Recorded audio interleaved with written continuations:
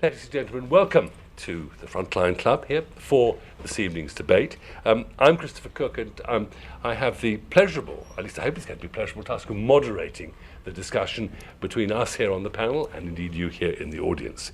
A few house notices. First, I'm sure you've all done this, but could you make certain you've turned your mobile phones off, completely off? Anything else that may whistle, sing, dance, or make an untoward noise that will not add to the proceedings. Let me remind you too, and I'm sure I don't have to, but laughing at my mobile phone. No pictures and also no recording. This is, of course, being webcast as we talk, so we are part of a wider constituency as we discuss things. The occasion for our discussions, our debate, is, of course, the production, the first fully staged production in the United Kingdom of John Adams and Alice Goodman's opera Klinghoffer at English National Opera, where it's to be directed by Tom Morris, who also was one of the directors, co-directors of the stage production of Warhorse. Our topic, though, is perhaps not specifically Klinghoffer, or indeed the issues that are raised in some quarters around this particular work, but the often vexed relationship between politics and opera. So in a sense, I suppose we're also discussing the role of opera in our society. Should it be an agreeable entertainment to be enjoyed in the evening between a late tea and a late supper? Or should it be something more dangerous, more provocative, something that engages directly with darker, more difficult areas in ourselves and in the society in which we love? I've always thought it profoundly significant that after the Reichstag fire, that the Nazi Party decided that they would reconvene the German parliament in the Kroll Opera House, where they would eventually pass that terrifying enabling act that establishes the one-party state. Indeed, you could argue that German fascism knew a great deal about opera and its political use and purposes. To consider those questions and a great many others, we have an extremely distinguished panel of guests, lively and argumentative, I hope. At the end is Will Self, who describes himself as a commentator, but he's also an author. The many books include The Quality Theory of Insanity, Grey Area, Cock and Bull, My Idea of Fun, Junk Mail, The Sweet Smell of Psychosis, Great Apes, Tough, Tough Toys for Tough, Tough Boys, Dorian, How the Dead Live, which of course was shortlisted for the Whitbread Novel of the Year in 2002, The Book of Dave, Psychogeography, Psycho 2, and Enough already. I'm sure there are others too. I should also add something that, Will, you've just told us earlier, that you're about to take up a position within the Academy at Brunel University as a visiting professor. Next is our guest, Dimi Ryder, who is an Israeli journalist and blogger. His works appeared in New York Times, in Foreign Policy, The Guardian, Haaretz, I hope I pronounced that correctly, Jerusalem Post. He's also a contributing editor and co-founder of the Plus 972 magazine, a publication for prominent Israeli and Palestinian bloggers. On my right is Ghada Karmi, a leading British-Palestinian academic and writer. Currently, she's co-director of the European Centre of Palestine Studies at the University of Exeter. She's a frequent media commentator on the Middle East and issues in relation to that part of the world, and she's the author of a memoir, In Search of Fatima, A Palestinian Story. Her most recent book is Married to Another Man, Israel's Dilemma in Palestine. Baldur Brönnimann regularly conducts the major orchestras and new music ensembles around the world and is increasingly sought out as a director of music in opera houses. In 2008, he was appointed music director of the National Symphony Orchestra of Columbia, and in 2011, it was announced he would become the new artistic director of Norway's BIT 20 ensemble, BIT 20 ensemble. In December 2010, he caught the headlines across the world when he travelled to the Middle East to conduct the newly formed Palestine National Orchestra in Ramallah, Jerusalem, and Haifa. Brönnimann is, of course, conducting the London ENO premiere of John Adams' The Death of Klinghoffer. So much for our guest. Let me explain a little bit about what we're going to do. Half of the time we're going to talk amongst ourselves and look at some of the arguments, and then we're going to open the debate to all of you on the floor. and indeed it is a debate. It's not a set of questions to us on the platform. It's points of view that have emerged, or which you brought with you, things that you'd like to contribute to this kind of debate. I really want to start with each of you on the panel with a very simple question to give you a chance to explore really the first question I asked. Will, what do you think the relationship between art and politics is, or indeed it should be? Ooh.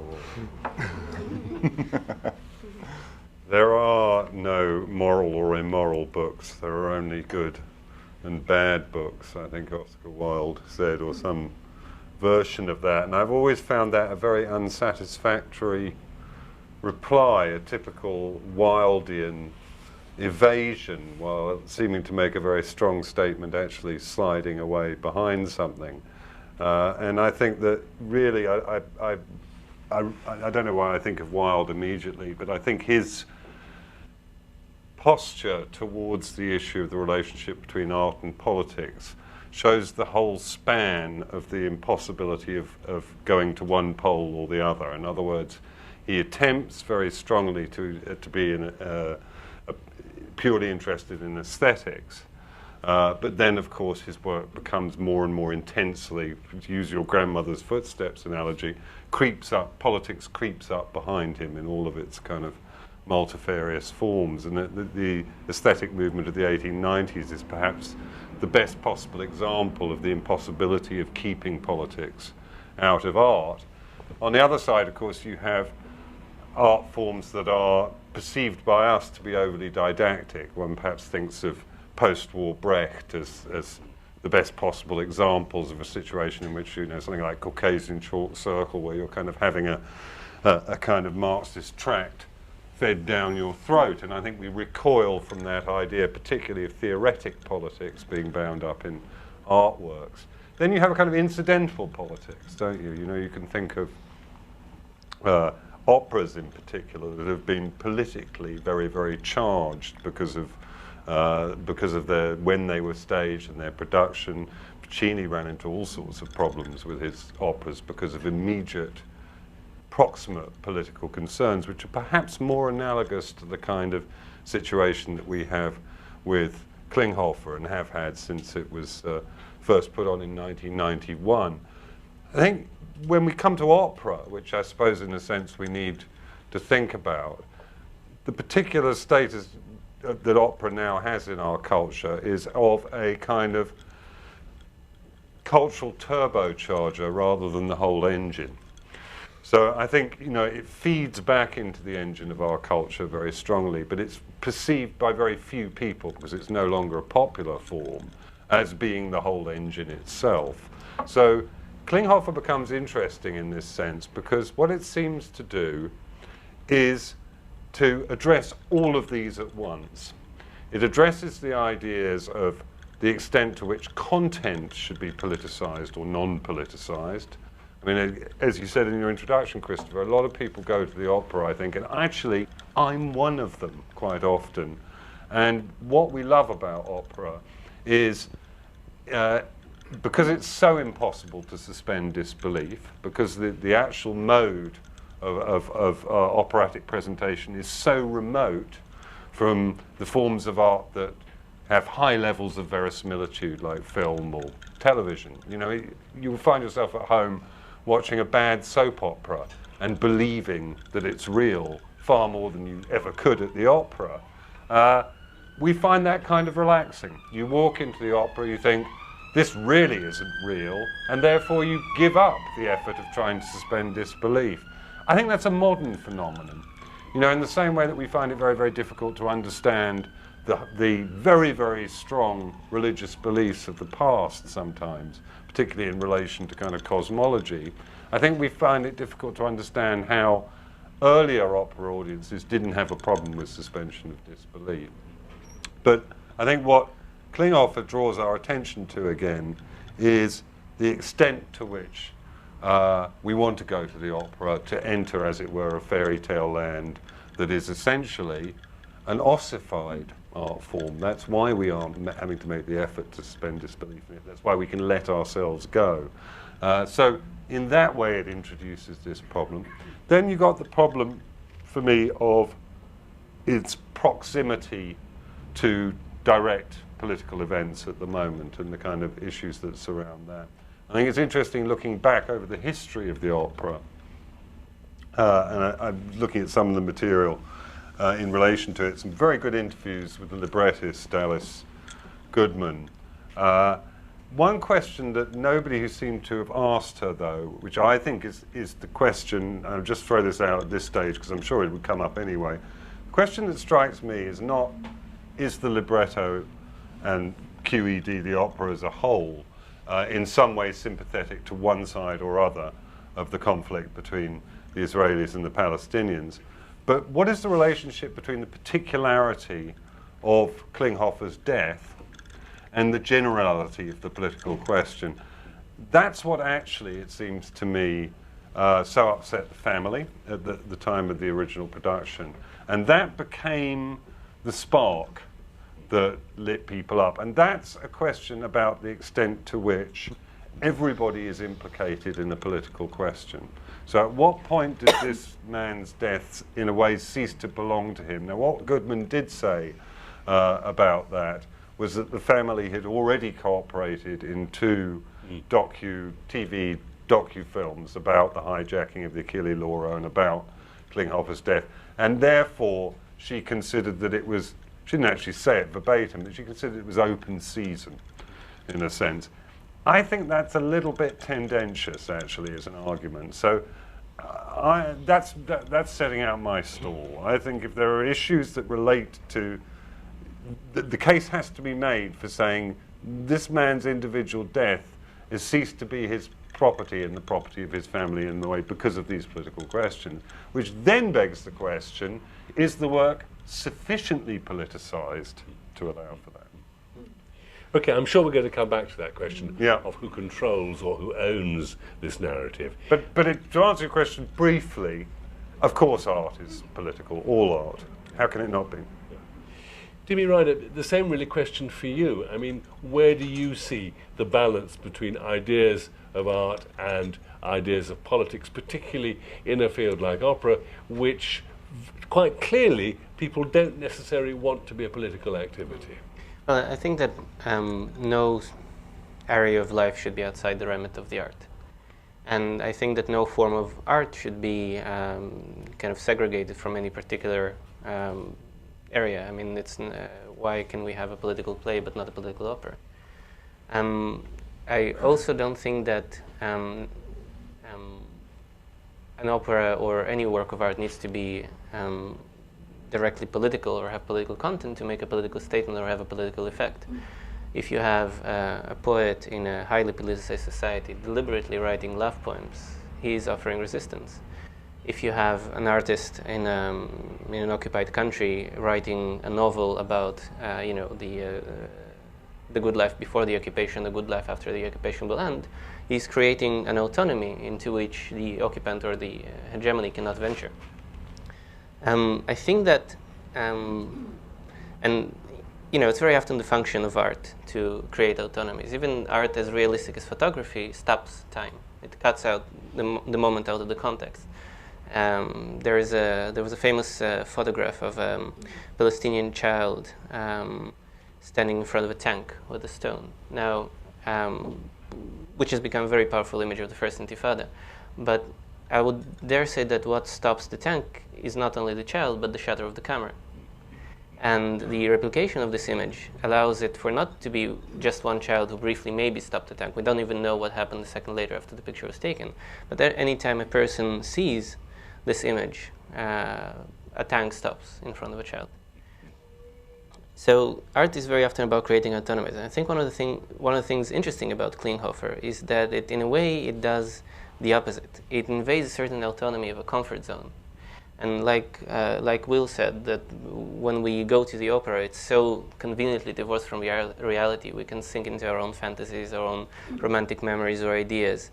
And suddenly when a news broadcast bursts into this scene, we're immediately inconvenienced. And I think that aside from the usual kind of political baiting that goes on whenever you bring the Israeli-Palestinian conflict onto any stage, I think this is one of the things that challenge people about the opera, and I think this is precisely why it should be staged.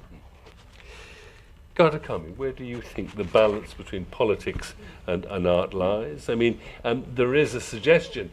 Peter Konvici, the great German director, once told me that no opera is ever non-political, that every act that is staged is a political act. I mean, would you go as far as that?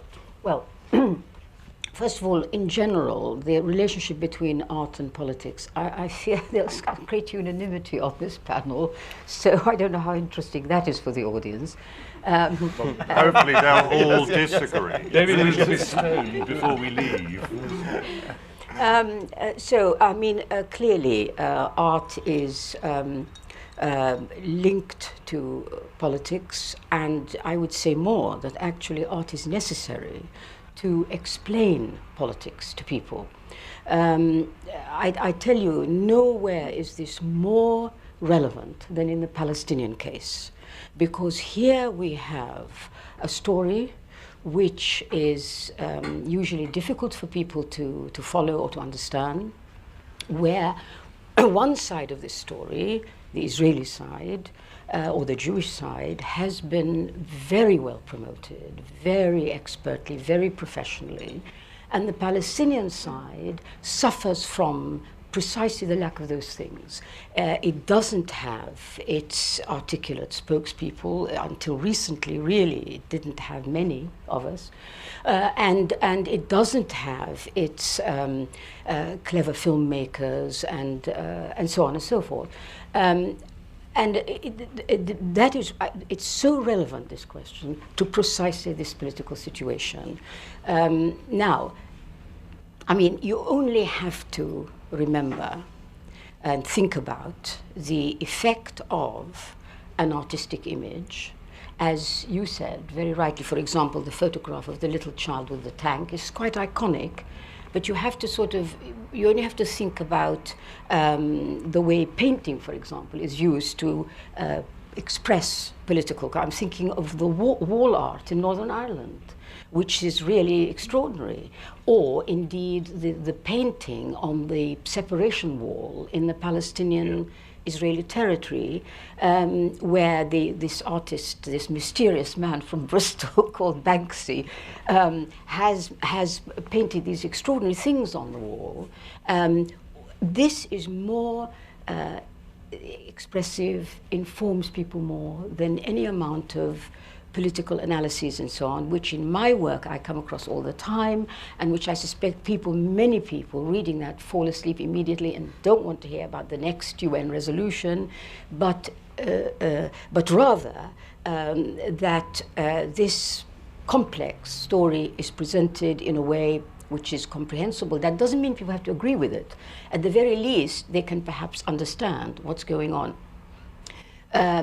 You know, Daniel Barenboim, who brought together Arab and Jewish musicians, young musicians, in the orchestra, the East-West Divan Orchestra, as he calls it, is obviously very much thinking along the same lines, that if you bring people together and they do something artistic, you get something which is very different and very new and very important for people, as opposed to the usual two sides, you know, he says this, but I say that, and so on. In the case of opera, I can't really see why opera cannot also become that field. However, various things to point out here. First of all, you know, musicals have stolen this territory, haven't they, from opera? Because you'll get these extraordinary stories being made musicals, which are actually political things. Yet, and at the same time, opera suffers still from an image in which, as my colleagues here have said, first of all, there's a suspension of disbelief, so you go in and it's like a fairy thing and nothing's real and you can let yourself go. And it also suffers, by the way, from a sort of snobbery. There's a feeling that it's still a feeling, it's elitist, and therefore a lot of people who might actually be very interested in the message that opera has will not in fact go. But if you look at the history of opera, I mean, look at Verdi. How much more political do you want than Verdi's operas, or William Tell, or, you know, there are any number of examples. So I think opera is just fits in to the genre of different artistic expressions which can bring stories that are either complex or unappealing to people. And this, the Klinghoffer opera is really quite extraordinary example of this, where somebody was inventive enough, brave enough to put on something like this, which is highly controversial, that's bound to polarize opinion, and does it and strives to put it on in the United States, which I think must be the most, what could I say, challenging arena for this kind of thing. And of course, it had the usual effect, which is what you'd expect, that it was considered to be anti-Semitic and so on, because it had tried to put across a particular point of view.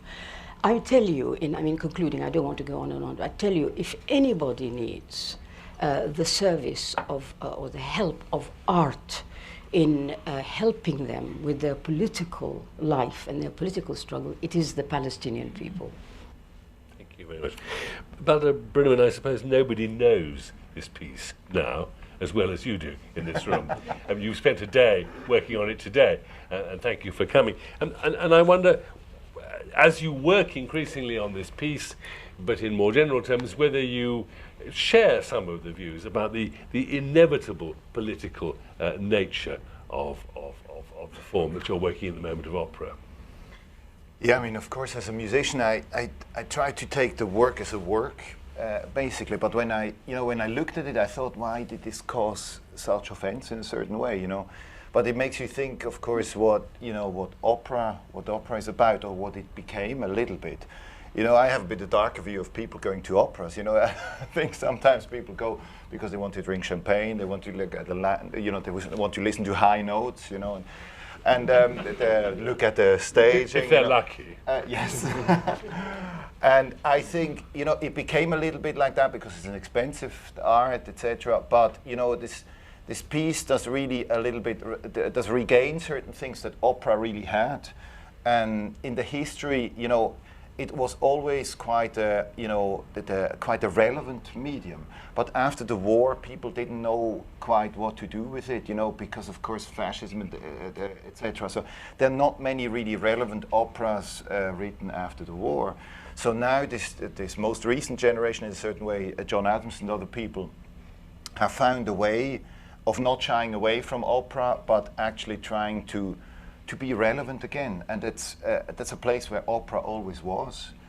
And I think, you know, in a certain way, it's interesting to see this, because if this piece would be a film or a piece of theater, it wouldn't have provoked the same response. But as it is an opera, and it's being, you know, one listens to it in an opera house, people have maybe responded to it in that particular way. And I also think it's maybe to do, because the more I work on the piece, I think it's also about opera itself, because it's, you know, the situation, it's the hijacking of a cruise ship is like, for me, a cruise, I don't know, it's like the most absurd type of world. And it suddenly gets, you know, it gets confronted with that kind of reality that goes on somewhere. And it's a bit like an opera within the opera in that sense.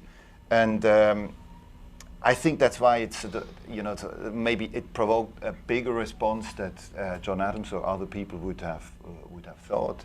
It also shows a little bit, you know, the differences in where it was played, you know, because it came out in Brussels first.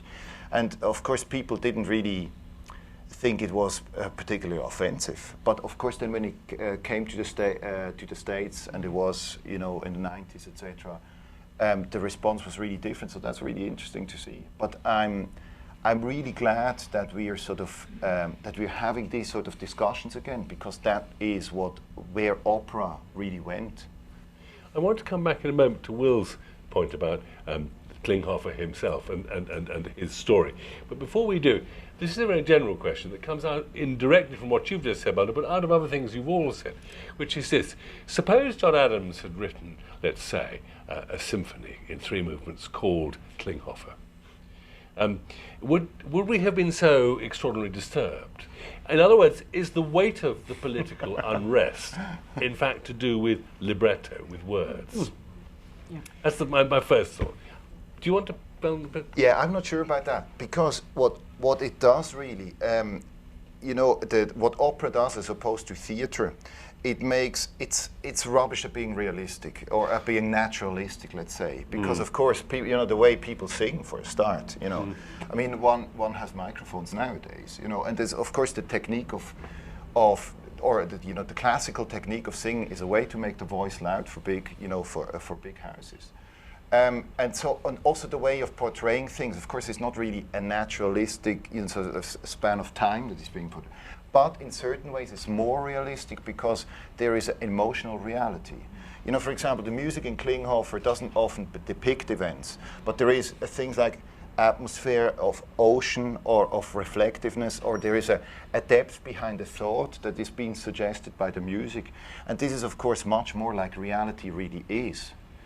And you know, there is in a way also the impact of the piece. It's not, you know, the libretto in itself does what it does, you know, but the music adds this sort of this extra layer of meaning and suggestion. And I think that's, you know, that's where a lot of its, you know, sort of impact really lies. I'm not going to dissent because, of course, you're the musician, but I think you were getting closer at the beginning of your initial remarks in the sense that the people who, of course, this doesn't happen at the English National Opera, but there are some opera houses where we can definitely say it goes on, who basically come in padded on expense accounts and who don't give a shit about the opera, really. It's a performance for them of being moneyed. It's a class performance for them.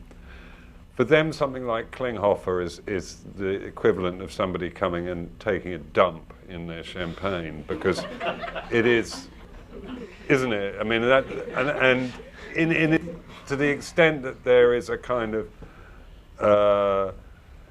but I think that's a big part of the controversy that broke out, and what Adams was doing at around that time, and sadly, in a way, put a stop to. I mean, Klinghoffer is kind of where operatic contemporary relevance hit the buffers. But I think that was a part of it, but I also think it's the subject matter. It is the subject matter. And you know, what you were saying there, I think there is also a difference between, I don't think there's a formal analogy between what Barenboim and Edward Said were and are trying with the Divan Orchestra and what opera does, because opera is within, I mean, it may be done in the round, but essentially it's a proscenium.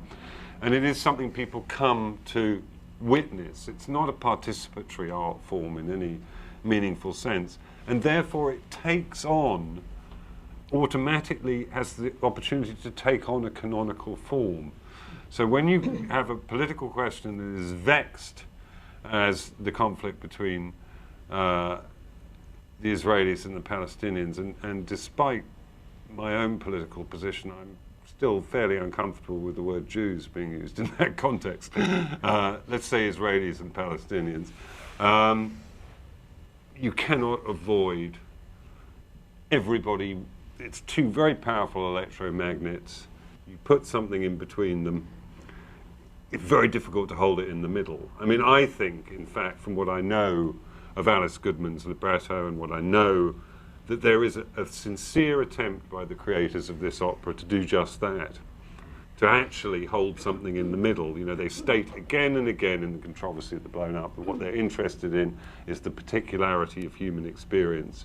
They're interested in drawing that away from one-sided political narratives and essentially giving people back their individuality, which surely has to be the argument for using Klinghoffer as a person. You know, but the fact of the matter is, because you know most of the people who will protest against this work have no interest in engaging with its content. And in fact, people who are overwhelmingly partisan in conflicts like this have no interest in engaging with the particularity of any artwork that's concerned with it, because it would be of its nature inimical to their position, if it were a serious artwork. Laura, do you want to pick up something? Yeah, I mean, just want to clarify what Will said about the Divan Orchestra. The reason I brought that up, of course, wasn't because I'm trying to say it's like an opera. It was just an example of how an art form, is used in a political, or rather can be seen to project a political reality. But as far as Klinghoffer is concerned, and your question, which is quite interesting, no, I don't think. I think if it had been a symphony, I really just don't think it would have aroused this this reaction. But you see, the problem with what actually happened was not only was it that the libretto was seen to be too sympathetic to the terrorists, but in addition, this is where the music came in. The opera was accused of being the nicest music was associated with the terrorists, and it was rather discordant.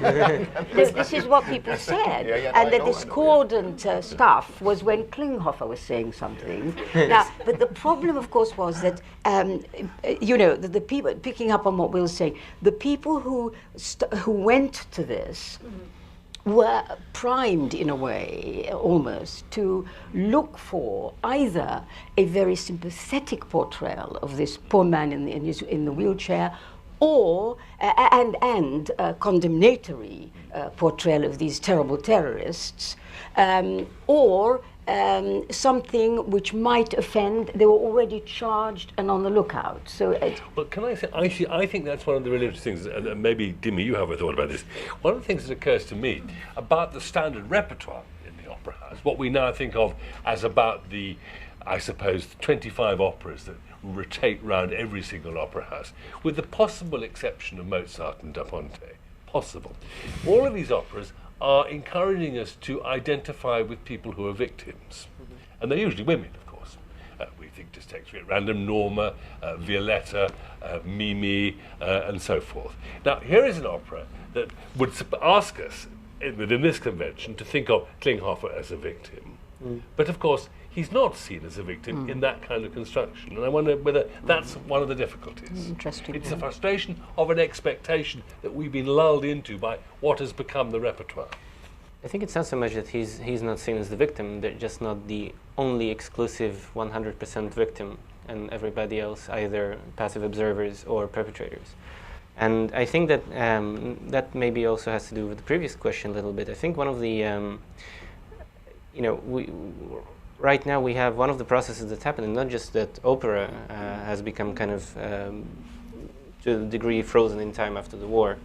And it's, by the way, a very interesting question why it happened.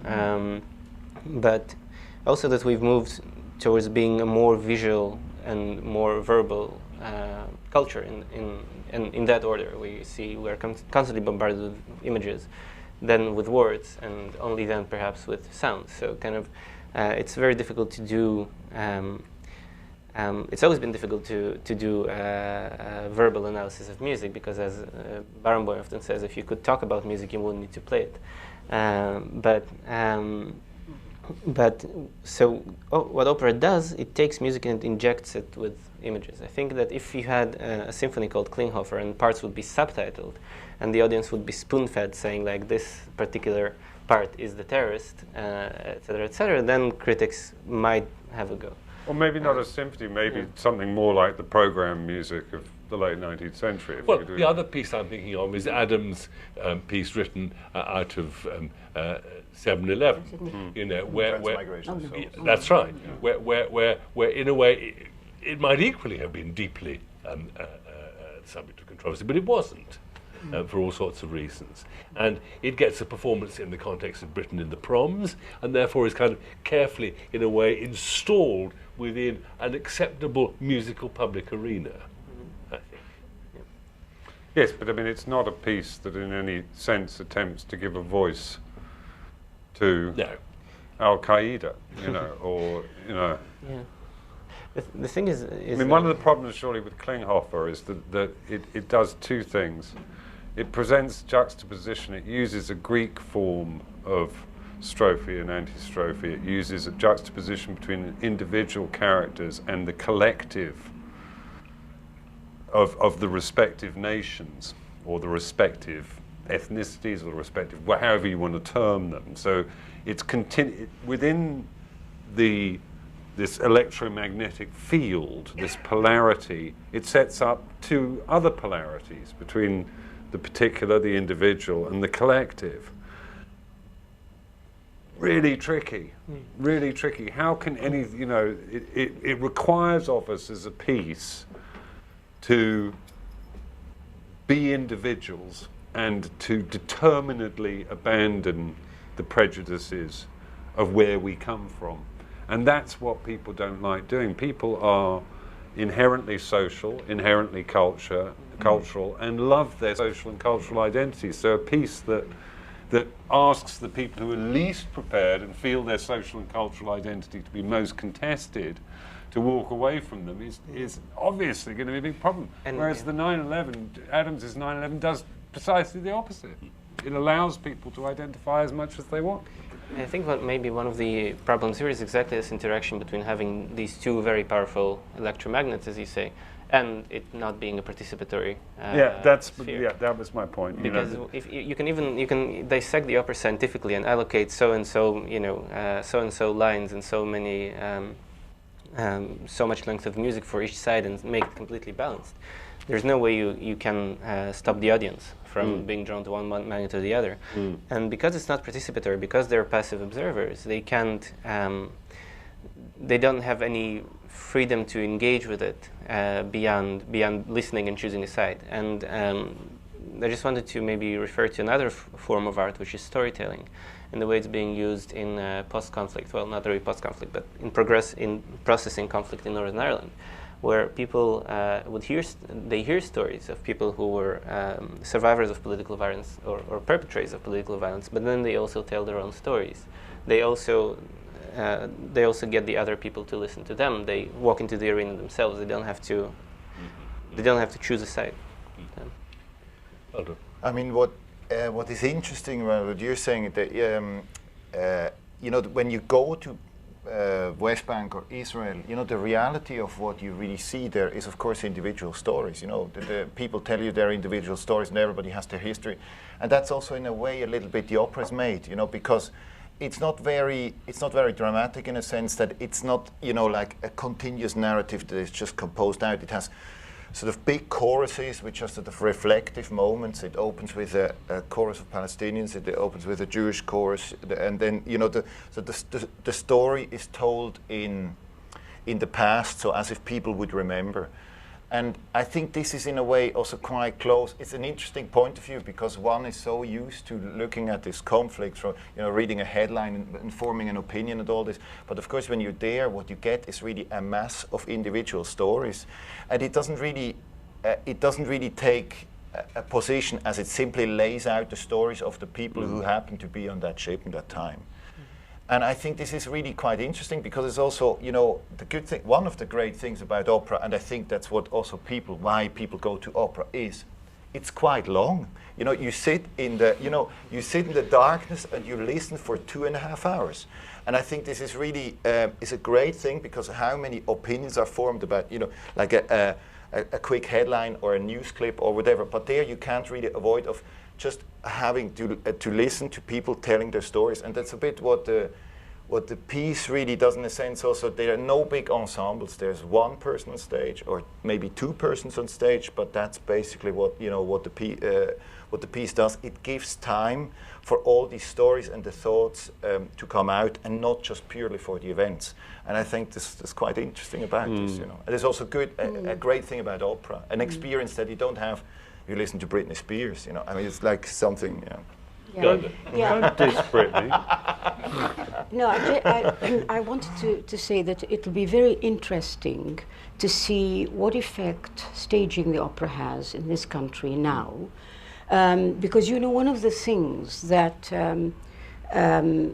is depressing about this whole situation is that it's almost been the case that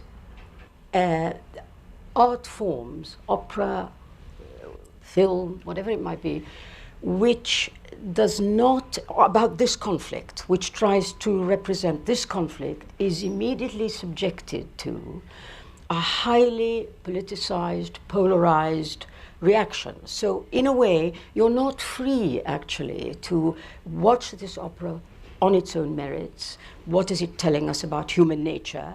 Because it's utterly polarized. And this is the thing. I mean, the fact that anybody thought to write an opera about Klinghoffer, who is, if you like, terrible, but one incident in a very long conflict. But you don't get an opera about a Palestinian victim somewhere.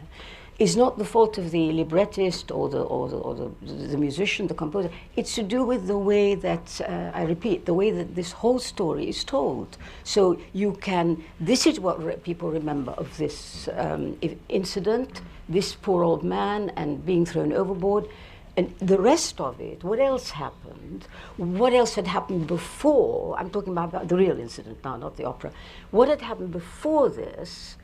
Nobody knows or remembers at all. I mean, it is a fact that, I just tell you this out of interest, a week before these hijackers got onto the cruise ship, Israel had bombed a beach in Tunis, which it believed was likely to catch some members of the Palestine Liberation Organization, the PLO.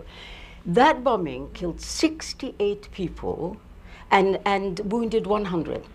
Now, there was a Security Council resolution about it, condemning it.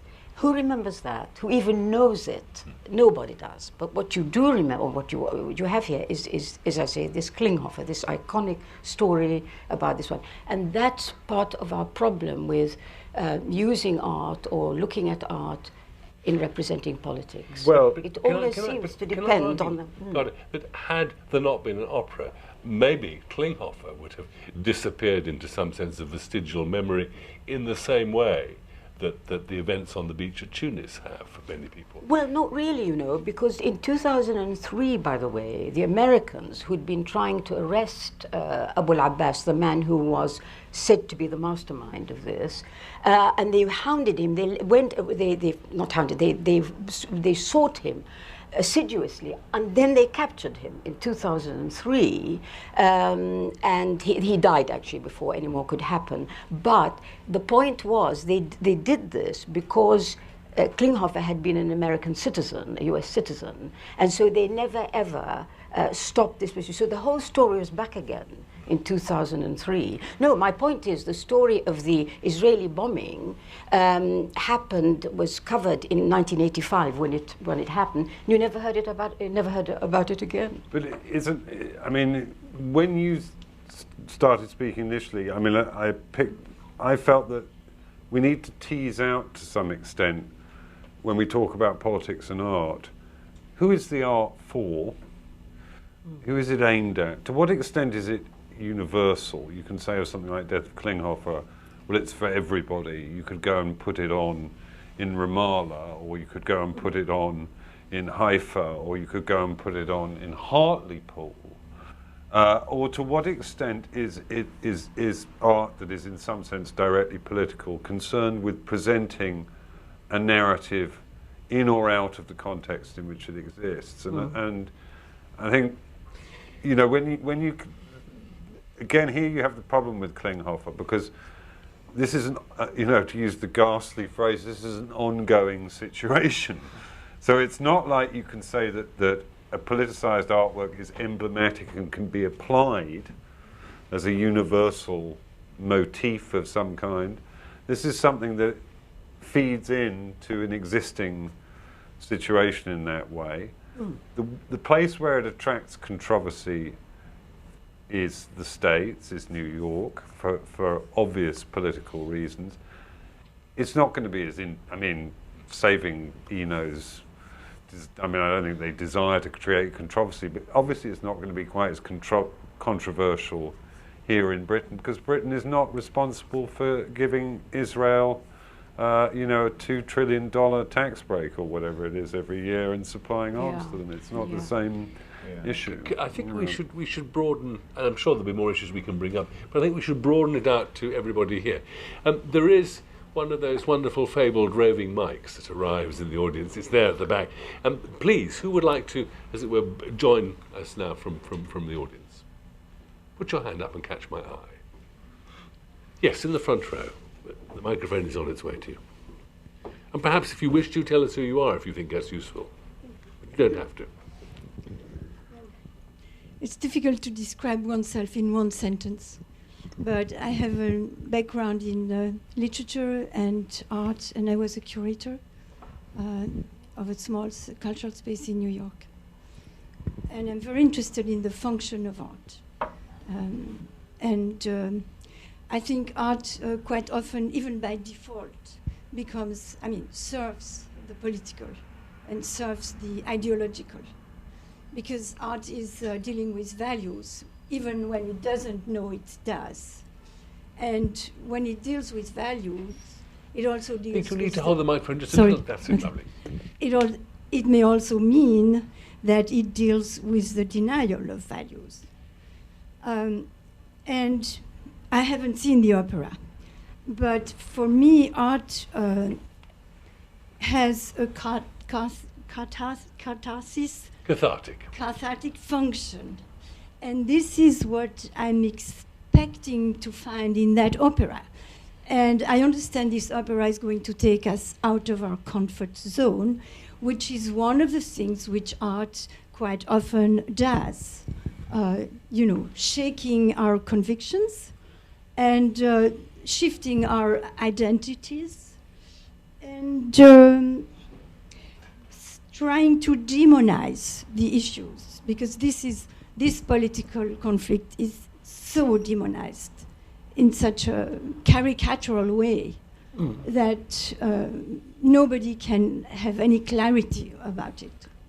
So that's... Thank you. Do we have another question from the floor? Yes, over here. Hi, I'm one of the young patrons at ENO, and I work at the Opera House just around the corner. So quite involved in making and creating and thinking about opera and art. One of the things that just occurred to me while I was listening to Will speak was, I wonder if the problem in America wasn't so much the issue as the fact it was an American citizen that was attacked. And I wonder if anyone had actually thought about that. If you think about the way that in the States, I think perhaps in Britain we have a different attitude towards these things. As someone who lived in London during the Canary Wharf bombings, the 7/7 bombings, I feel that we're more pragmatic, we're more open to discussing contentious issues here, we're more willing to think about these global issues. I think perhaps sometimes in the States they're not always so open to that and very much into this idea of, I suppose it's a politics of fear really, isn't it? That people get quite caught up in the fact that you're very safe in America, you're not safe elsewhere. And so what I wanted to say is, can you extract it actually in a way from it not being about the Israeli-Palestinian conflict, but actually an issue, the controversy happened in America, it was at Lemonade, and nobody was really that worried about I think you're being a little, I take your point about Americans, and I speak as a half American who has US citizenship. American citizenship is a mystical thing. It's not like British citizenship. If you attack me now, I can call the embassy and they'll send a gunship to get me out of the Frontline club because I'm a US citizen. The rest of you can go hang. There is a very kind of mystical view. You can renounce your US citizenship verbally, which is as you can, interestingly, become a Muslim verbally. So it's a very, very powerful, and I think you're right there, that I think the fact that Klinghoffer was American definitely fed into it. Wearing my more pro-American hat, I think it's very easy from this side of the Atlantic to miss, even post 9/11, when nobody's pretending that there wasn't a politics of fear operating and that there were certain kinds, certainly under the Bush administration and even continuing under the Obama administration, there have been problems connected with free speech, which is a very fundamental aspect of the American Constitution.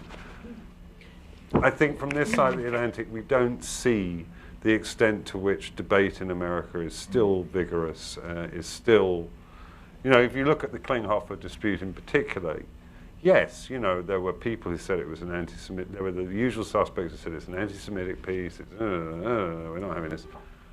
But there were people who said not, and said not in the New York Times, and said so loudly. So I think that's part of it. It's maybe also partly, you know. I think you were dying to get in, and then we'll go to Gandalf.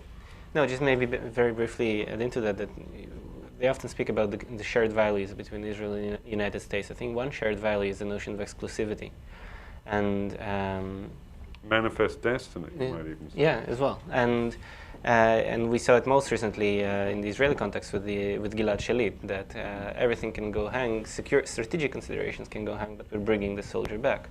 And in some ways it can be a wonderful thing.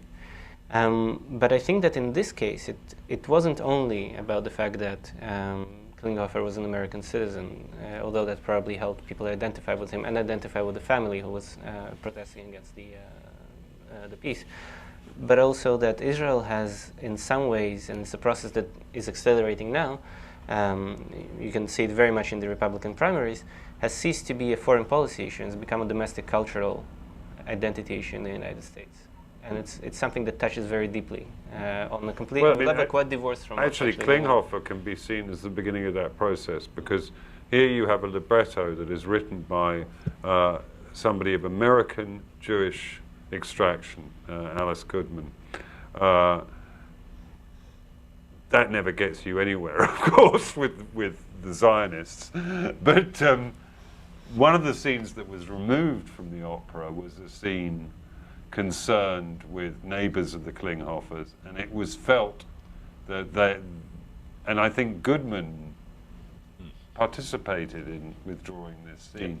But as I understand it, not having seen the excised scene, I'm not in a position to comment. The problem with the scene, really, was that it was about a domestic and internal perception of Jewish Americans by Jewish Americans. So in fact, it was culturally cringy for Jewish Americans rather than being an anti-Semitic portrayal. So there you go. Yeah, I mean, I've seen that scene. Oh, you've seen it?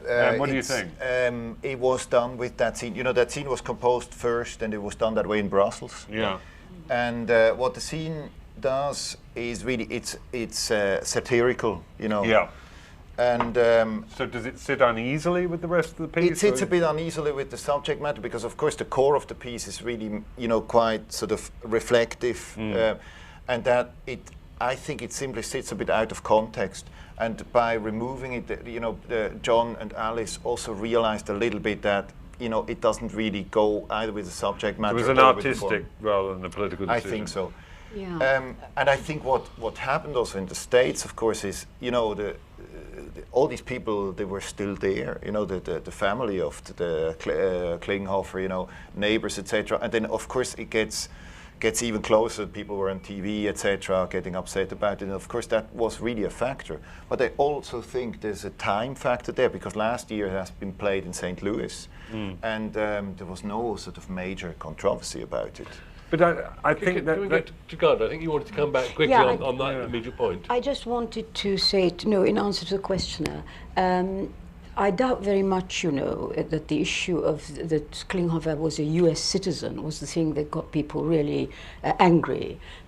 First of all, if you look at the response, they were very much about anti-Semitism. But of course, secondly, although President Reagan, at the time that the actual incident occurred, worked very hard to arrest and have the hijackers arrested and tried and wanted them to come to the United States and so on. In fact, if it had been the case of US citizens, you just have to remember that a couple of years ago, in 2010, when the flotilla, which was going to Gaza, carrying aid and humanitarian activists from Turkey, one of the 9 people that the Israelis killed on board the ship that was carrying the aid was a US citizen. He was a 19-year-old US citizen, about which, again, but the US did really nothing in terms of retaliating against Israel or holding it to account or any of that. So, in fact, I do agree that this Israel and Jewishness and anti-Semitism and so on are internal, have become internal American issues. It's a bit really rich, considering that, you know, country clubs were restricted only 30 or 40 years ago. Yeah, I always that- find it a that bit was bizarre. for- Yeah, but it And could be a American reaction. universities, one might add a whole Yeah. range of institutions. Yeah, but you could say that that's probably a reaction today on the opposite direction to I what don't they know. knew very well in the. My mother always used to say, she came here from the States, she said, in America they hate you because you're a Jew or you're black or you're a woman. In England they hate you personally, and it's only incidental that you're a black or a Jew. Yes. Can we have a microphone here? We'll just go back to it. Then I think there's someone over there, two people will pick you up, but we'll take 3 points at once here. Will's last comment is really interesting. I work at ENO, and I've had the lucky pleasure of talking to Tom Morris about this production. And we were talking very early on about, how on earth we start to talk about this production without, going down the obvious pathways. And also, as a former teacher myself, I'm always looking for ways to kind of bring music and art and make them personally meaningful to people. And one of the things Tom said about the production and about art and about opera in particular is, and this is potentially a personal question for the panel, what work of art has helped you to better understand an issue or a conflict? And that's a really interesting question, because when you look at Klinghoffer in particular, I got a very strong set. I've seen it performed in a kind of an oratorio fashion at the Barbican some time ago, and I've seen the film, the Penny Woolcock film, and what I got was a really strong sense of a fair balance. And there is one line in particular that the captain of the ship says after one of the Palestinians has sung an aria, which is, he says a line which is, if you could speak like this, talking amongst your enemies, then peace would come. And so that for me, and I found myself when I watched the film again recently just going, I don't know what to think. I don't know where I am. That's a fair point. That's a fair point. That's terrible. That's shocking. And I just felt that I was being pushed from pillar to post. I didn't know what to think. But the point is, when it is personally meaningful, so a point that you made earlier about, Klinghoffer died on the boat, but a week before, 68 people were killed on a beach. Now, if you knew one, and you made that point as well about living through, I've lived. I remember walking very quickly through one of the scenes of the 7/7 bombings, and I walked through John Lewis and Cavendish Square once when two IRA bombs went off, and I just kind of went, that's living in London, that's what happens. But actually, if I died, or if someone I'd known had died, it would have been a very, very different story, and I'd have felt very, very strongly about that. I've been very lucky in that I've never known anyone that's died like that, and I think I'd be probably quite a different person if I did. That was a bit of a rant, sorry for that, but the question is, how does art help us better understand a situation? So what work of art would have done that for you? Can we put the question in advance, because I like to take, there's two people who've been dying to get in. We'll take number one and number two, and we'll add them to the debate. I just want to throw in two things that have come up out of the discussion for me. One is there a hierarchy in propagandist terms between different genre of art, and is opera absolutely down at the pits in that, because A, because of its audience, and B, because it is so abstracted and so on.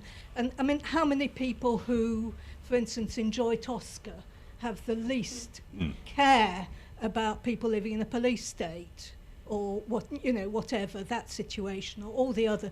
There's not a single opera, I think, that has actually, I'm probably generalising, but gone down out to the masses, or to even opinion formers in any way. Okay, Klinghoffer got this discussion because nothing whatsoever about Israel and Palestine won't get picked up by one side or another with letters to the paper.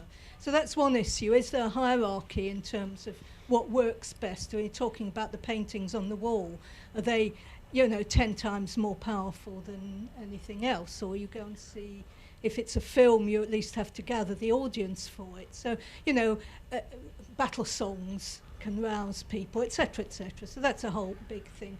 And the other one is the point about actually life being art in itself, and the reason why some events go into the public consciousness and others don't.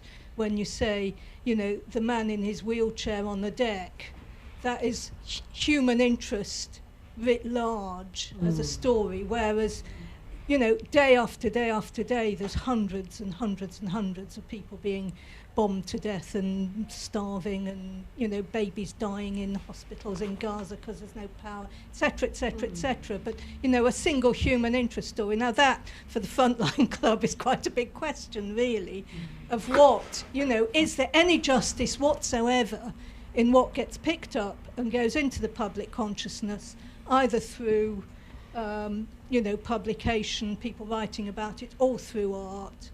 And so that's, you know, it's just another issue that's come out. Good.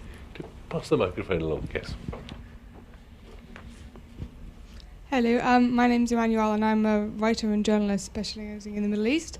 And I might be being devil's advocate a little bit here, but my question is related to what the gentleman over there just said and the lady at the front, talking about or art taking us out of our comfort zone.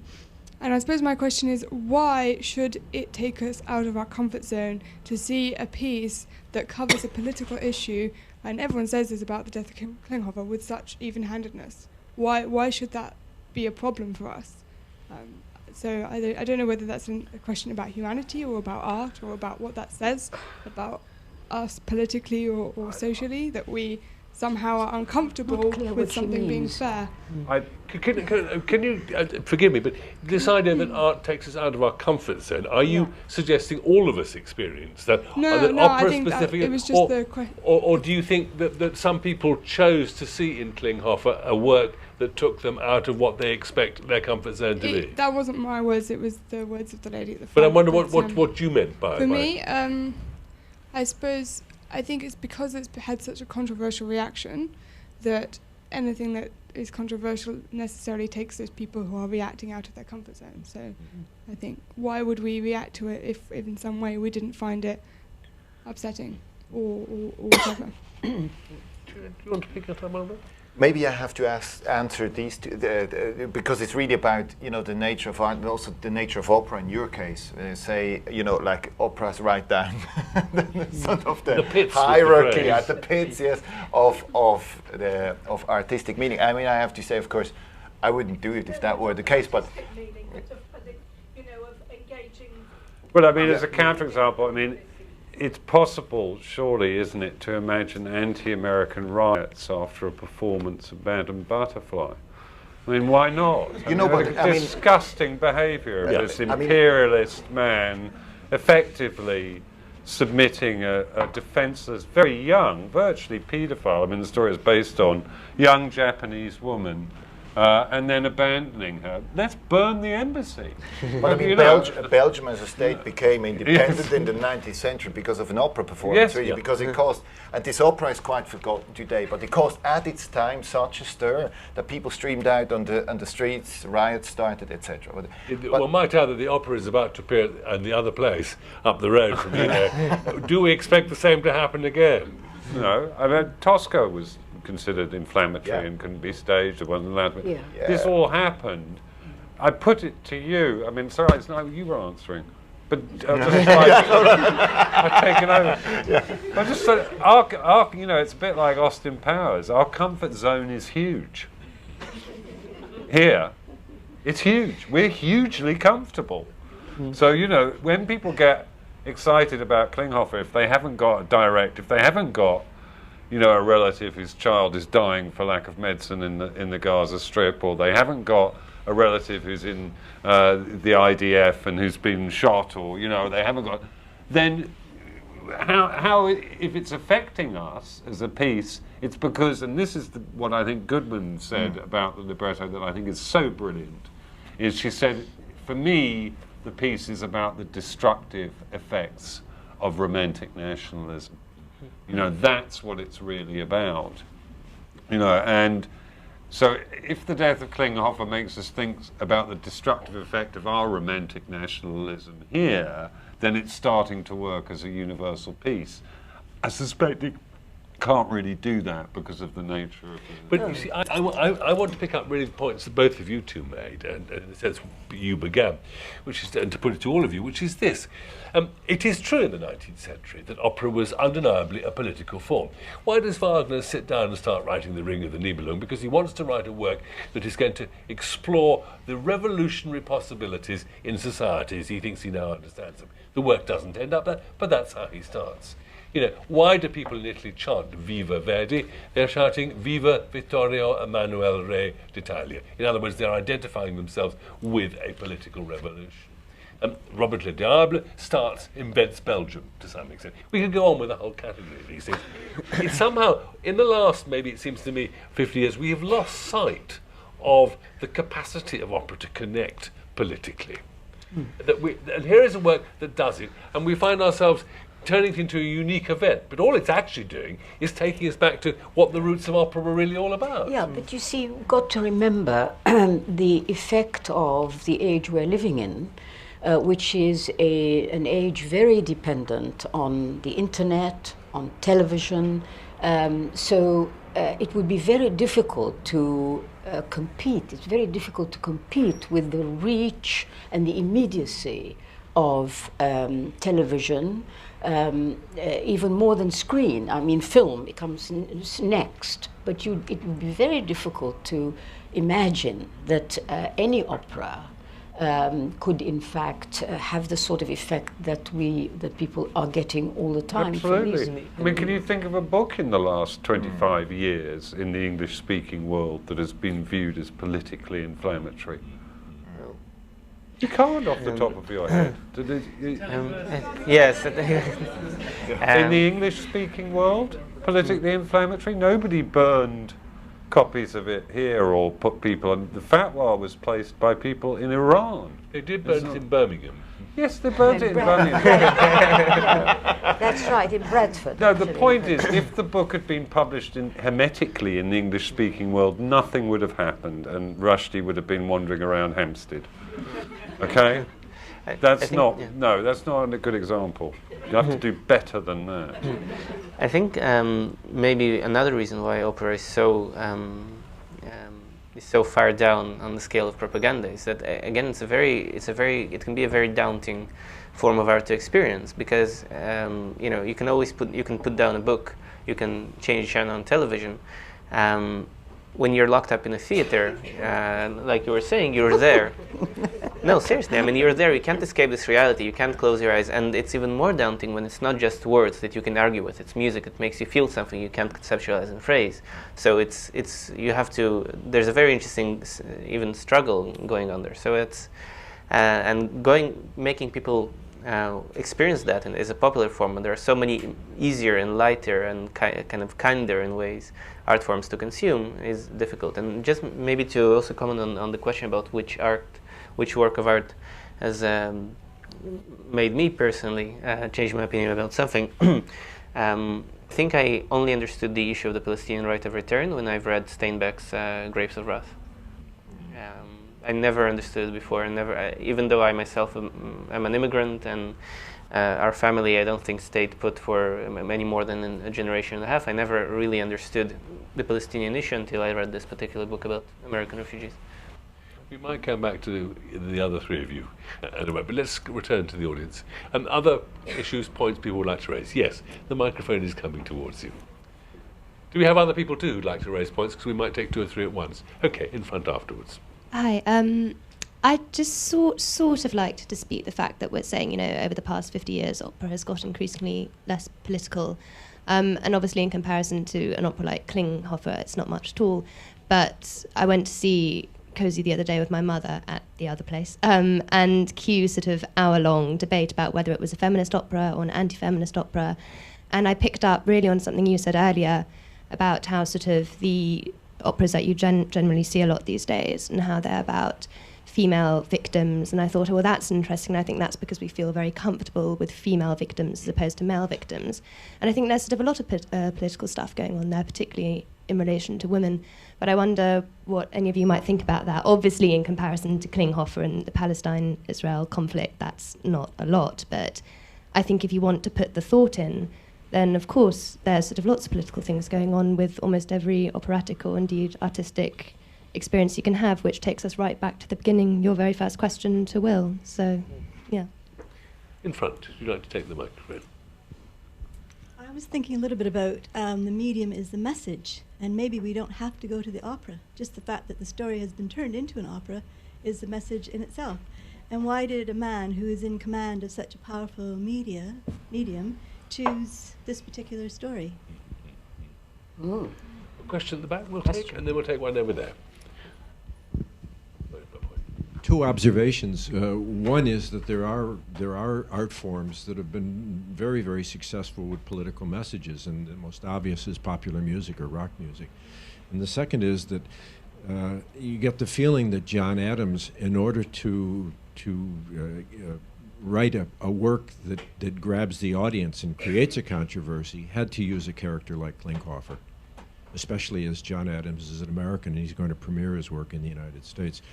Because it's a no-brainer. He's going to create controversy. It's going to create controversy.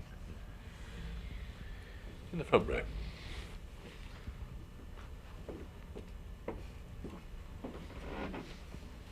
Hi. There's this talk of political art as if the politics is in the art, and Will opened up with a literary aspect, but with the Oscar Wilde quote, and it reminded me of the debate between people around Vladimir Nabokov, who said that the pursuit of aesthetic bliss is the only worthwhile art, and it kind of led me to think that led him to writing Lolita, The Pursuit of Aesthetic Bliss, which is a deeply political novel in many ways, and I wonder if it's in taking on political subjects that heightens the aesthetics of a work of art, in the sense that, the politics is actually subordinate to the aesthetics. It's the medium through which, the aesthetics can be transmitted.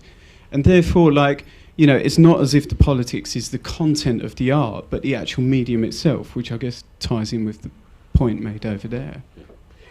Can we, as a panel, think firstly perhaps about this question that you raised about the politics of gender within opera?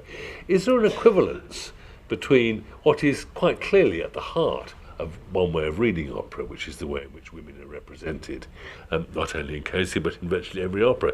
Thinking about Norma, having recently seen. Well, actually, Cosi is a bit different, isn't it? But Norma in the end dies on a funeral pyre.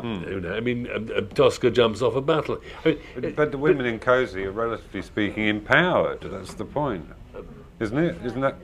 Well, it's debatable. Yeah. Sorry. Yeah. Yeah. I faintly exempted them.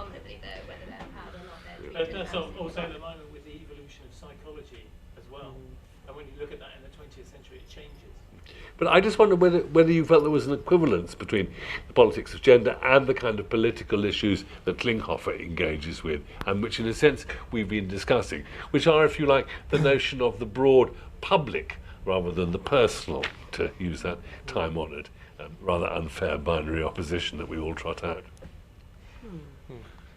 There's clearly something going on in 19th century opera with the victimology of women. I mean, there's something going on, and in a way, the woman question is kind of key to a whole swathe of what can loosely be seen, I mean, despite the musical component, as literary art forms. So the three great 19th century novels are all about female victims as well: Fontaine's Effie Briest, Anna Karenina, and Madame Bovary. So it's very, very key, the victimology of women. And I suppose I would argue in a rather Panglossian way that what it's about is the recognition of female autonomy, paradoxically. And that's what that is about. Where were we going with this? It's a sense of whether there is an absolute equivalence between this kind of political discourse and the politics that we've been discussing in relation to Klinghoffer? I think it, yeah. Do you want to come in? Yeah, I think it, you know, I don't know if there's equivalence, but it certainly rhymes in terms of there has been a very strict code of victimhood in opera and in art in general in society, and I think this is maybe perhaps why, you know, one we've been talking about here how opera is very rarely political, but in terms of today's politics, but this is in a way it's still uncharted field. We can there are wonderful possibilities to stage very political versions of well-known operas. I mean, let's take Figaro's Marriage and reverse the gender roles. Let's have, you know, Susanna as a young man pursued by an older, overbearing female boss, for instance. Let's take, and by the way, oh yeah, absolutely. 18th century. Yeah, absolutely, and very revolutionary. And one recently about the woman who worked in a strip club, and Eleanor Cole Smith. That, Mhm. you know, that's Yeah. a recent example. Not quite opera, we feel. Oh, I think there may be fisticuffs here. No, you know, I think referring to your question, where gender, the gender question might come in, is that if you want to write an opera or some other piece of art, and you want to put forward a thesis of where one side, a collective or a person, has suffered and suffers, then representing that in the shape of a woman is much more effective than showing a man who is a victim. So in a sense, it's a kind of a device, in fact, which is really talking about something else. Not saying, oh, women are this, that, or the other, but rather saying there is a situation in which some people are victimized or are made to suffer, and the representation of that group is best exemplified through a woman. I so agree with you. And do you sort of think that this idea of appropriating the suffering woman and making it aesthetically beautiful or some such can also be connected with the Palestinians in Klinghoffer and with their more beautiful music, like you were saying? Do you think there's a connection there? Interesting idea. I don't really think their music is more beautiful. You know, one thing that the piece really does is the music is there for everybody, and I think this, in a certain way, was a bit the radical thing about it. I mean, when I took this on, I thought I didn't really think about the politics necessarily, but what I realized is as soon as you touch that subject, it's already politics. And I just didn't like that fact that as soon as you make a statement like playing this piece is already seen in itself as anti-Semitic, or as soon as you voice an opinion, it's already being boxed into some sort of side. I think this is really where, where opera in this sense has to go, because I mean you realize that if we talk about victimization or whatever, all these words, if they're sort of used in context with that sort of conflict, as for example, just a simple piece of music, it already takes on a meaning. Could I just say something, because I think.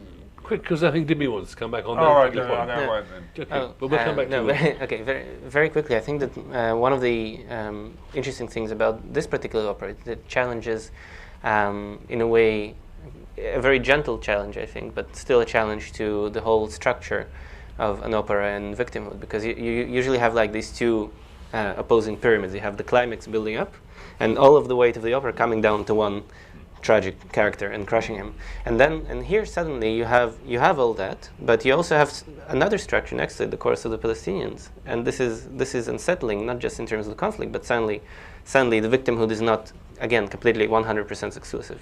Yeah, and it's significant that Klinghoffer is not hugely voiced. I mean, the contrast with 19th century female operatic heroines is that they get to talk a lot or sing a lot, but they're done in by Grecian levels of tragic fate. The point, I mean, again, Goodman writing about Klinghoffer said, as far as she was concerned, he was killed because he was a wheelchair user. That was what You know, so that's not. You know, it's kind of it's off beam and off kilter. But just what I was going to say really was, if you want to think about what kind of subjects we would have to address here to be on a par with something like Klinghoffer in terms of Israel-Palestine, we're not looking in the right area. I mean, I was writing about it this week, so I was thinking about it. The death of Dr. David Kelly, the arms specialist in the run-up. Yeah. That is a possible controversial opera. In fact, shall I toss you that one? Because the people who were involved in leaking his name to the media and were directly responsible for his suicide are still walking around this city tonight. Okay, his evidence was doctored by people who are still in government in this country. It launched a war that has been immensely, catastrophically costly in political and human terms. And it took place right here. So that, to me, and it only happened very recently. The point is that Adams and Goodman's opera was produced on the stage in '91.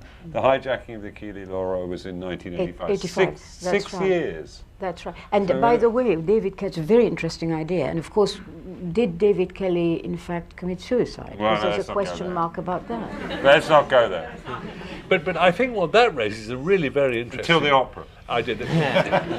Maybe what Goodman The death happens on stage, and indeed Adams, and one also ought to remember Philip Sellers' involvement in these projects. In a way, what they discovered was something that maybe you've just put your finger on, which is that political opera, in the sense that we've been talking about it in some way, actually has to grow directly out of real events and real people. We now live in a culture where we're no longer prepared to accept, with quite the same emotional commitment, the invented story, the narrated story, the created story. What we want is the headline, and we want to feel that what we have dramatized for us is the event itself. Well, hence Anna Nicole Smith as well. Yeah. If that is an opera. And I wonder whether there's some currency. Yes. So yes. Go ahead. I just wanted to focus for a moment on the music itself, and I'm a composer, probably quite influenced by John Adams, and I just think it's just a genius work that he's written, and there's something about the musical language itself that hasn't been aired, which is that it's not culturally specific in the way that Israeli has its own music and Palestine has its own music. It's a third type of music, if you will, and that has an enormously unifying power that is, potentially, as you say, in that reflective frame, offering a chance for people to see beyond cultural boundaries and make the human story, hit home in a way, and in a way kind of look at our, national romanticism as a real limitation, especially in the 21st century, at this time when there is a third way of looking at things which is above culture. If that makes sense. Maybe that's very nice for me in my Crouch End house, to think about. I'm not affected directly, but at the same time, perhaps people with a little bit more distance are going to be able to make contributions that can help the thinking and the consciousness itself to move on. Aldo, you would like to comment on that? Yeah, for the I hope that you all come and see it. But there's one bit in the opera that uses a hint of Arabic music, and this is when one of the hijackers and the captain are alone on the bridge at night. His name is Mahmoud, and he looks for a radio station, right? And there you have, a bassoon and a bass clarinet playing these Arabic tunes in the background. And that's really the only moment where John said he was actually listening to some Palestinian singers, etc. And it's the only sort of direct sort of influence. The rest of it, I would say, is very much American music. You have influences, Nancaro, for example, the difficult, the different counterpoints, etc. Minimal music, of course. But compared to other pieces of John, I think what you can feel is that it's really a piece that is very, very close to his heart. It's not like Dr. Atomic or so. It's very, very lyrical and very deeply felt. And there is there is a sympathy for the situation. You can feel that out of the music. And it's true what you say, of course the only common thing is that this constant underlay of the picture of the ocean. With the slow tempi, reflective chords, and which come back in the choruses, etc. That's the only thing that really is common to. We're coming to the end of our time. Is anybody who feels would like to make what would be towards the closing remarks? Anyone like to add to the debate? Yes. Thank you. We've had a very interesting debate about a pretty highbrow debate about the nature of opera. And isn't the point that, I wasn't alive when the national reaction, when it was first viewed. And isn't the point that, so I don't know the nature of what the national reaction was like. And simply because of opera, because of the intellectual nature of opera, and because you can't fit that many people into a room, to watch a performance. Whereas everyone who has a TV license can watch TV. That it's all well and good us talking about the beautiful music, which is very interesting, but it's a totally separate thing from the political debate, which is opera simply can't do what television can do, which is get outside of the Frontline club in Marylebone. I'm just interested to see what. Well, are you saying that in the end the very geographical space? I suppose what I'm saying is that there's like a disconnect, I think, between the two debates we're having, which is the nature of the opera, how interesting it is, what it says about the debate, and the political, which is what it can actually do. Yeah, right. Do you want to come back? Well, the microphone here.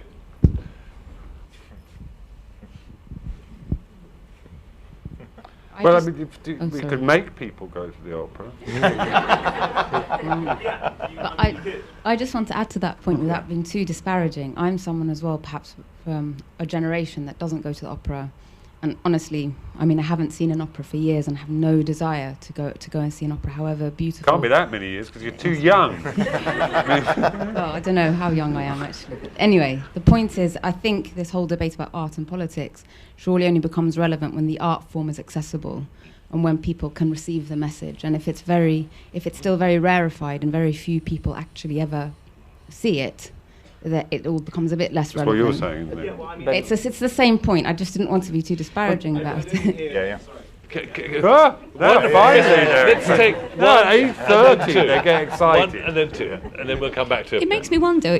I've been involved with operas that have happened in pubs. I was involved with a production of La Bohème, which was on at the King's Head Theatre, and before that was on in a pub in Kilburn, and it was packed solid, sold out, has the longest run of La Bohème ever known. Go on Wikipedia, it's on there. Opera is happening, and it is happening in places that you can go and see. And I really resent, and no offence to anybody, this attitude of operas happening in some kind of red plush place and everyone goes to have champagne. That's 19th century attitude. You need to get out more, look in Time Out. There is opera happening all over London, and it's relevant. Behind, the lady behind. First. I've been going to opera for very, very many years, and I remember the Knot Garden, which first woke me up to how opera could be really political and really current. Peter Grimes about victimhood, about what communities can do to an individual. A bit earlier, The Passenger recently, all of those. And I would also say that if you want to make a political impact, very often you just have to hit 4 or 5 people.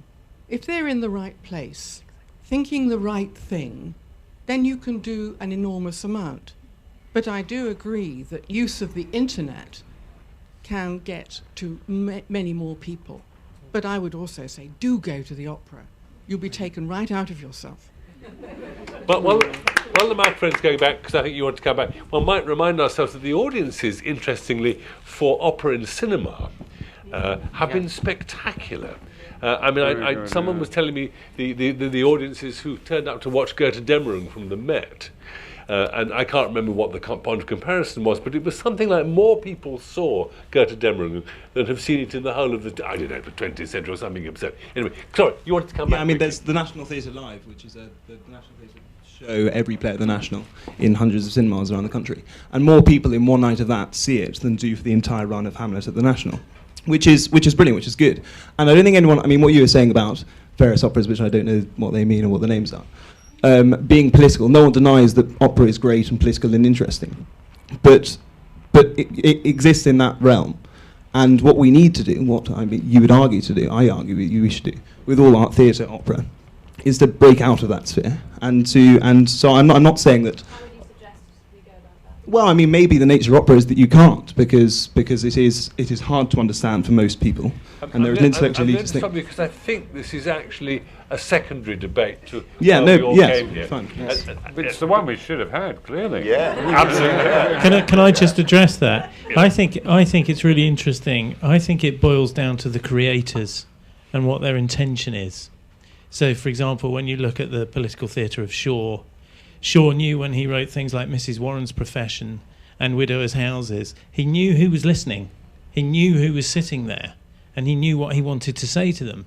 And I think when you look at the impact of certain works of art, getting back to the initial sort of thrust of the debate, is why am I making this work of art and who is it going to speak to? And if I only need to change the opinions of 30 or 40 really important and powerful people, then that's my job done. And maybe it doesn't need to get to, Britain's Got Talent type size audience. I strongly dissent from that argument. I'm also going That's to tease... precisely why Shaw's theatre is so tedious and didactic. He speaks very highly of you. But I'm going to tease you too, because you probably all know this, that Shaw himself revealed at some point that half the audience, the first audience of Mrs. Warren's Profession, had absolutely no idea what her profession was when they were in the theatre, which either says they were liars or they were very innocent. Yeah, but who's close? Which close contemporaries plays are still performed and still loved? Wilde. And not only did not half the people not really know what was going on in Oscar Wilde's play, none of them bloody knew. The aristocracy turned up in droves to watch themselves viciously parodied and laughed like drains. So but sorry, just one more point to make on the back of that. The other thing is the reach goes often goes beyond the opera house. Yeah. So, for example, with Two Boys, Nico Muhly's opera, there was a huge amount of chat on that online on the back of a viral that we produced at ENO, which reached more people than certainly came to the opera. But at the end of the day, it still got the message out there. You force it on the last word. Okay, the accessibility, I think, is a total red herring. The impact of something, that something is being done at the ENO, will be the same, if the ENO's doors are locked and no one comes, especially if the thing that's being done is someone saying the unsayable. A lot of these things, people don't listen. Controversy is not because anyone hears in detail what is said. They know that the unsayable has been said. The Danish cartoons were saying the unsayable and something.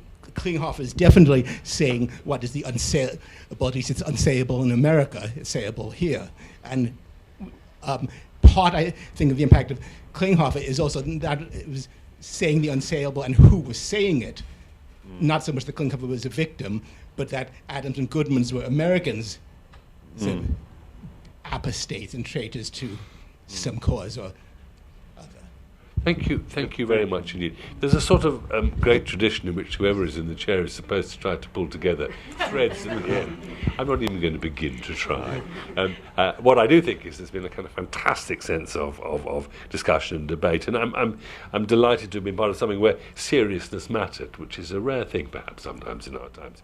Can I thank all of you for coming out on a cold February night to be part of this? Can I also thank our guests? Quite obviously, next to me, Garda Kami, Dimi Ryder, Baldur Brönnimann, and Will Self at the end. Thank you all four of you for also coming out on the cold February night.